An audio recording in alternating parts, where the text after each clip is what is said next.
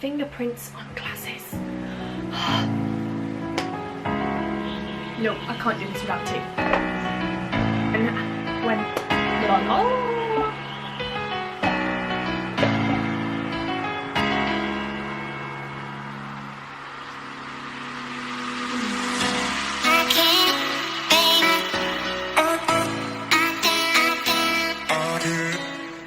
Hey everyone, thank you so much for clicking this video and sharing this time with me to see if you can get any little nuggets of knowledge from my experience of living with acne. Now I must say, I have not had acne through puberty, through high school, through university or anything like that. I never ever suffered with acne, which is why it was such a significant event in my life. When acne hit, oh my goodness, life was over. Looking back now, I know that my acne started when I was in my trainee teacher year. Coincidence? I think not. And I've got 4 tips for you today that I systematically followed to go from really inflamed, really sore acne around this half of my face to now having little or no spots at all. Disclaimer, this worked for me, doesn't necessarily mean it's going to work for you, but I'm really hoping that you can get something from this. I wish someone told me about these things rather than spending hours and hours and hours traipsing through YouTube and not finding any of the answers that I needed. I tried them, but they didn't really work. Got my notebook, got my tea, let's do this. I want to kind of go straight back to the beginning to start with, and let's have a look at some pictures of what my skin actually was like. I don't know whether I'll cry looking at these pictures, probably will, but you can see that, oh, like my skin, like you can tell the acne is kind of active at that time as well. All the acne scars around it. And then this picture, obviously not any active breakouts, but you can clearly see how red and raw it is. So yeah, acne is not fun. Tip number 1, and I know it sounds a little bit cliche, but I promise I will explain how I use this tip, is to get to know your body. Most people, including myself, when I first got acne, I went to products. What products can get rid of this problem? There wasn't an answer. And what you actually need to do first is not look at how to solve it on the outside, but to solve it on the inside.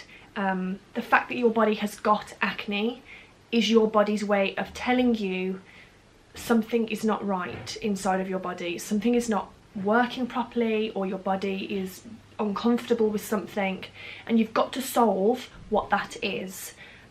Your skin, especially your face as it's the most sensitive, your skin is your body's largest organ, and your skin is also the way that your body tells you that something is not working, something's not going right, and your body is not happy. So first you need to work out what's going on inside of your body. First I started looking at traditional methods that weren't necessarily something my doctor would suggest, but I actually looked at face mapping. Now face mapping is where certain areas of your face are linked to areas in your body. Now lots of face maps point to the fact that here on your face, your chin and around your lip area is linked to hormones and your digestive system. So that for me was a starting point. So if you have a look at the face map, or if you Google face maps, you can see where it is you're getting your acne, and it gives you a starting point to work out, right, that part of my body right now is not happy. I need to nurture it, I need to nourish it, let's find out how to do that. So for me it was hormones and my digestive system. So I did a lot of research into hormones, and I mean a lot of research into hormones. I was driving my family, my friends, my partner around the bend. I was obsessed. The first thing I realised, my hormones were not balanced. When I looked at symptoms for what imbalanced hormones looked like or presented themselves as, acne was certainly on there.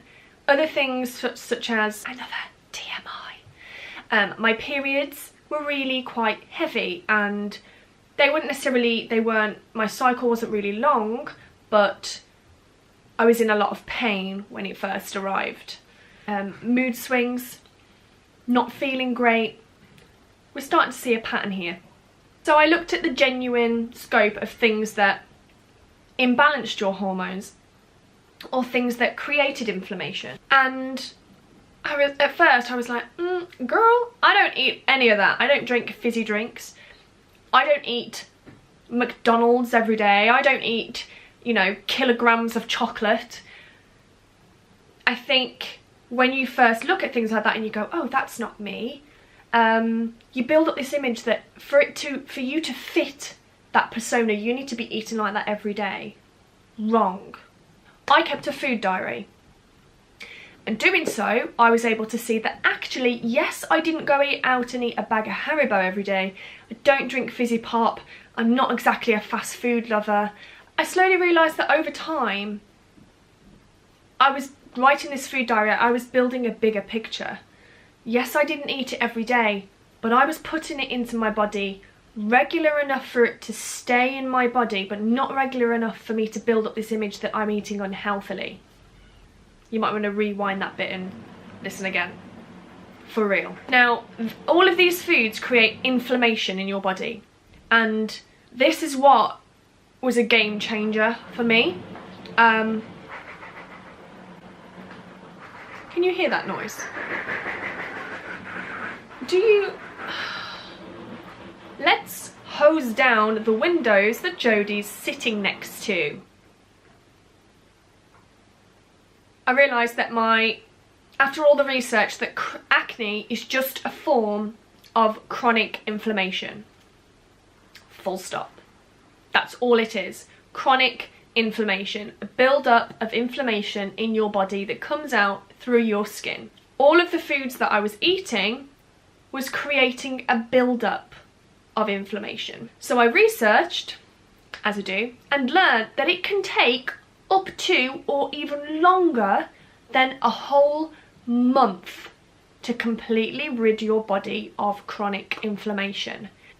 And that is only the case if you completely eradicate all inflammatory foods.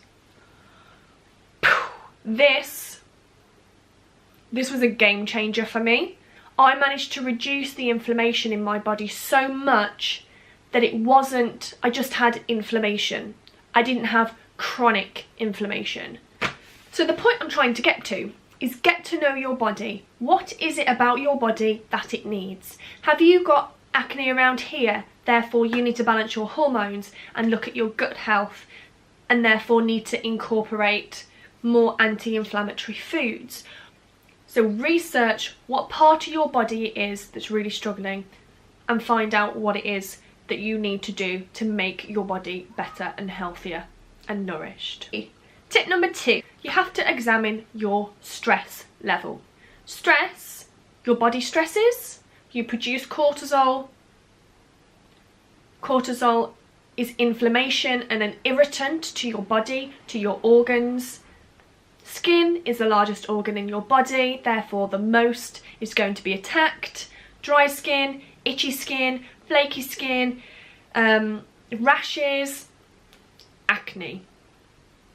Cortisol that's going around your body is adding to that big, long list of reasons you have inflammation on your face. This one, and still is, my hardest tip to follow. And here's why. When I started teacher training, I had so many great mentors that showed me how to teach. I had so many great mentors that showed me what learning looks like in the classroom. Not one mentor showed me how to look after myself. And the reason why? They probably didn't know themselves.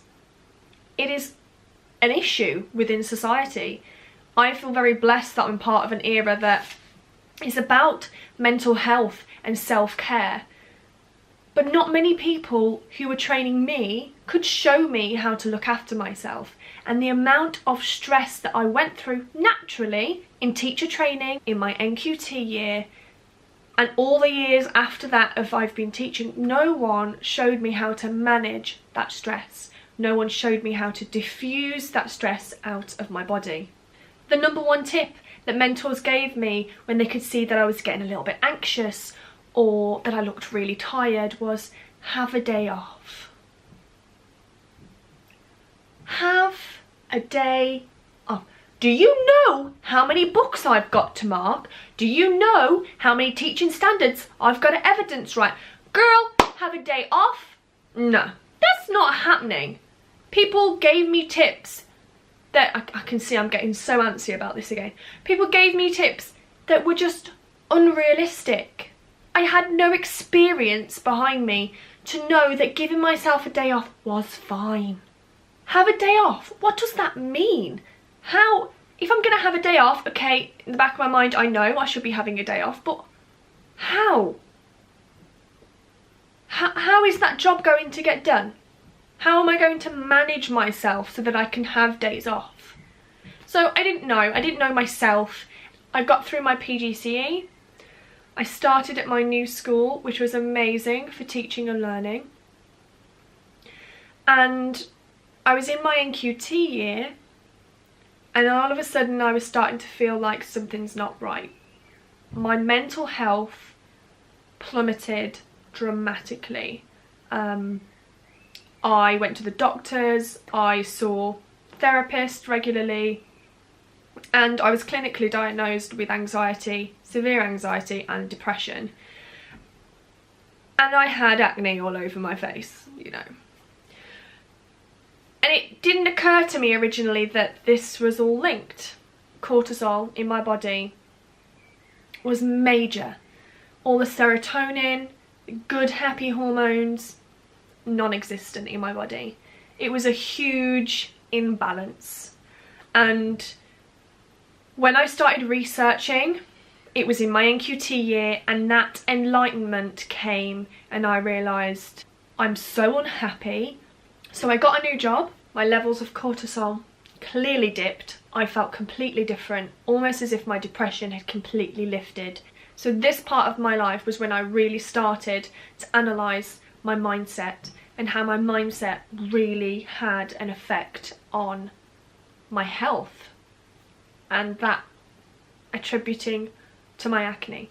Right, tip number 3.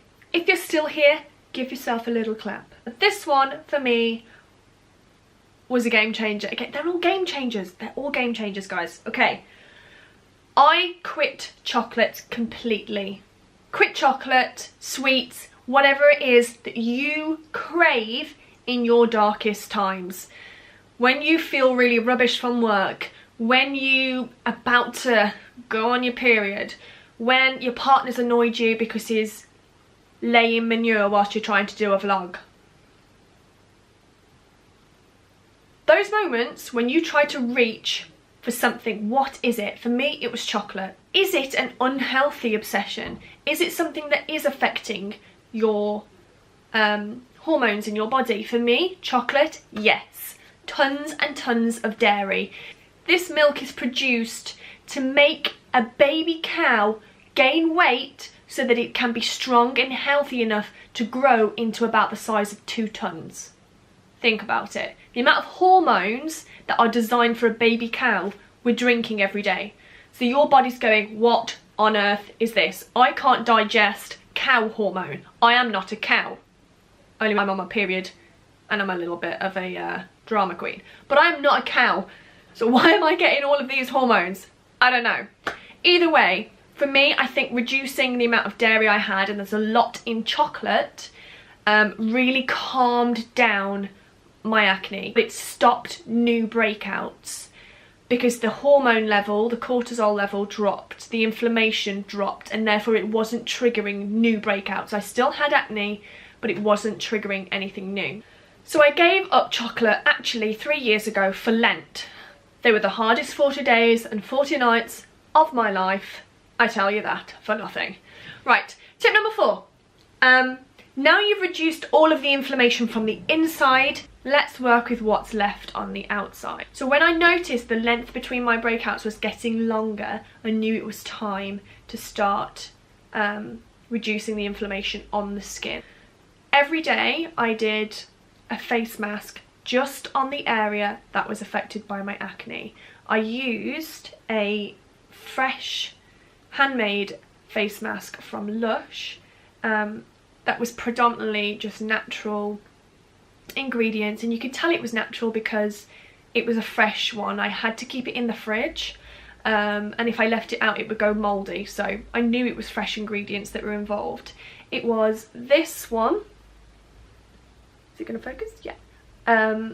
Catastrophe Cosmetic, and I chose this one because it was all to do with acne. So the other product that I used had salicylic acid in it, which breaks down sebum, and because I had acne here, my hormones were stimulated in the wrong way because they were imbalanced, therefore producing tons more sebum than I wanted to. I'd have whiteheads because my pores were getting blocked, which also would lead to acne. So I knew that I needed to completely exfoliate this part, which is what the salicylic acid does, and breaks down all of the excess sebum. So I treated my problem area, which was here, and layered it on daily. Now, it did burn and tingle a little bit. I've got sensitive skin and I knew it was working. There was a couple of days where it got too sore, like it hurt, so I had a few days off. My skin then started to peel. It's almost like a chemical peel, and I could tell that it was exfoliating my skin, and therefore I stopped. The length between my breakouts then got longer, and which then enabled me to get a facial professionally done. It's called micro needling. It creates little tiny micro holes that you can't see. You may bleed a little bit, but it triggers the skin to heal itself. So she did that all over, but then really focused on the areas where I had heavy scarring, or those red marks that take months to disappear. That was the last treatment I had to help clear up my acne. I've not done anything for my skin since then. I know that's been really long. I've really tried to explain everything and the reasons behind it. I'm really sorry if I haven't explained it very well. But that is my journey on curing and getting rid of my acne, and it is a journey. I had to start loving myself, I had to start reducing my stress, I had to start looking within, giving my body the right things it needed to heal itself. And I promise you that when you start researching for yourself, because you owe it to yourself and your health, you're not taught these things. If you have any more questions about it, please do not hesitate to get in contact with me. My Instagram is @mindfullyteaching. I really hope you enjoyed the video, and thank you so much for watching. Bye!